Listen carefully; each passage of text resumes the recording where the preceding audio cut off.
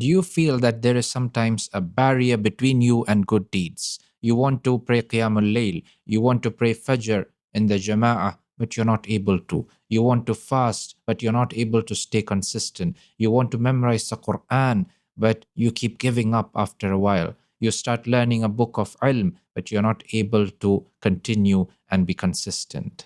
If this is you, then I want you to listen to this passage by Imam Ibn al-Qayyim rahimahullah in his book Al-Fawaid, for it is truly profound.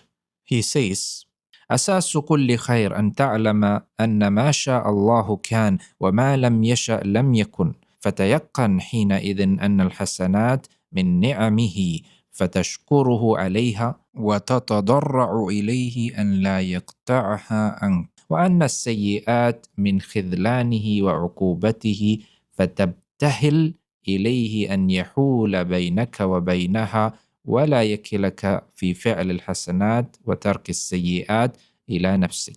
The foundation of all goodness is to know that what Allah wills comes to pass and what He does not will does not happen. Once you are certain of this, you will realize that good deeds are from His blessings. So you thank Him for them and humbly ask Him not to cut them off from you. As for bad deeds, they are from His abandonment and punishment. So you plead with Him to keep them away from you and not leave you to yourself in performing good deeds and avoiding sins. What does this mean?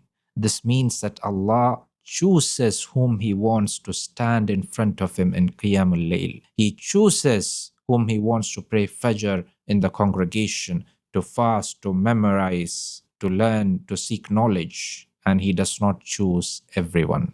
When the Prophet ﷺ wanted to set out for the battle of Tabuk, some of the munafiqun, they made excuses and stayed behind.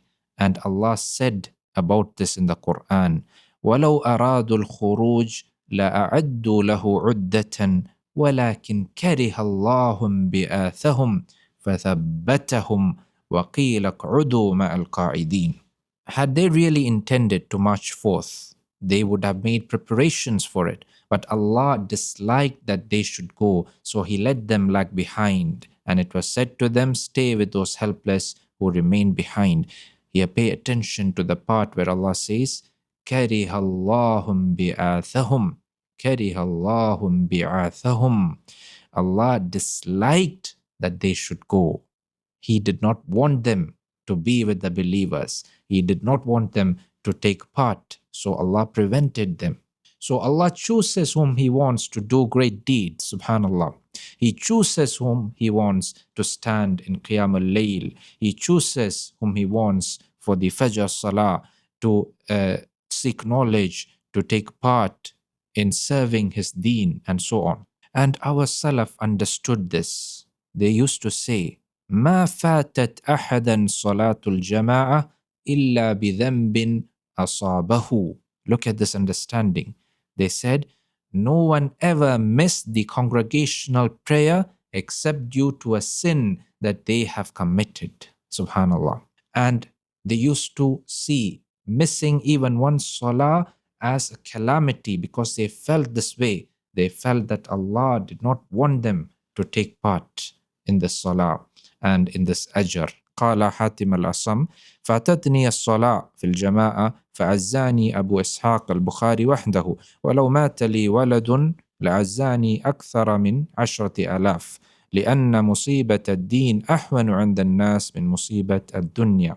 He says, I missed the congregational prayer and only Abu Ishaq al-Bukhari consoled me. If I had lost a child, more than 10,000 people would have come to console me. Because to the people, the calamity of religion is lighter than the calamity of the world. What is he saying here?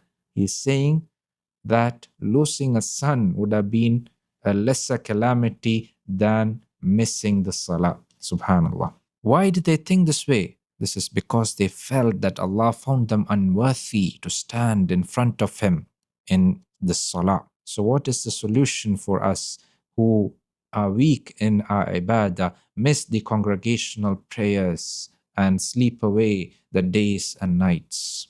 Imam Ibn al-Qayyim continues, فإذا كان كل خير فأصله التوفيق وهو بيد الله لا بيد العبد فمفتاحه الدعاء والافتقار وصدق اللجأ والرغبة والرهبة إليه فمتى أعطى العبد هذا المفتاح فقد أراد أن يفتح له ومتى أضله عن المفتاح بقي باب الخير مرتجا دونه. If every good has its root in tawfiq, divine guidance, and that guidance is in the hands of Allah and not in the hands of the servant, then the key to it is supplication, it is dua, humility, sincere turning to Him and longing and fear of Him. Whenever a servant is granted this key, it means that Allah intends to open the doors of goodness for him. But if he is misled and loses the key, the door of goodness remains locked before him. Meaning that if Allah wants good for you, you are granted the key to all khair, which is dua, which is sincere supplication. If you are sincere in your dua, it will open the doors of goodness for you. If you understand this, you will realize that you have no part in your good deeds. They are simply tawfiq from Allah Azza wa Jal.